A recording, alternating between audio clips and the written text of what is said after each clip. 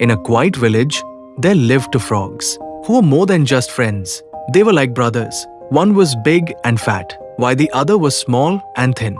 Despite their differences, they were unbreakable, always hopping around together and exploring their world. In a warm afternoon, they were on one of their usual adventures, hopping through the village, with no particular place to go. Suddenly, they noticed a big bucket left by a farmer near the cowshed. Curious, they hopped over to see what was inside. The bucket was tall, so they couldn't see what was inside. Without thinking, they jumped in to their surprise. The bucket was filled with milk.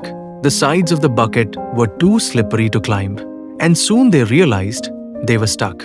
As time passed, the bigger frog began to get tired. He said to his smaller friend, "We've been swimming for hours, and there's no way out. We're going to drown. It's inevitable."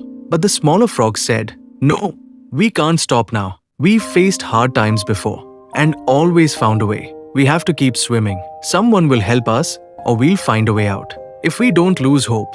And so they swam and swam, the minutes dragging into hours. As the sun set, the big frog's hope finally gave out. "I can't do this anymore. It's pointless. No matter how hard we try, we're still going to drown." With that, the big frog stopped swimming and slowly sunk into the milk. The smaller frog was heartbroken. His best friend was gone. Even though he was sad, the smaller frog kept swimming, not just for himself, but for the memory of his friend. "I won't let your sacrifice be for nothing," he whispered. He kept kicking, remembering all the good times they had shared. As the night went on, something miraculous happened. The milk began to thicken. His constant swimming was turning the milk into butter. Encouraged by this, he pushed himself harder, and finally, with a big jump, he leapt out of the bucket. He was free, but he had lost his friend. Crying and hoping towards the forest. Though he was sad, he knew life had to go on. A year later, the small frog found a mate and started a family. To honor his lost friend, he named each of his children after the big frog, so his memory would live on.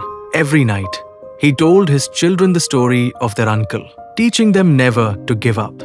No matter how hard things get, life is tough and sometimes it seems easier to give up. But remember, as long as you keep trying, there's hope. You may not always win, but you'll never know what you can do until you try. If this story helped you, please share it with others and make a comment. Thank you.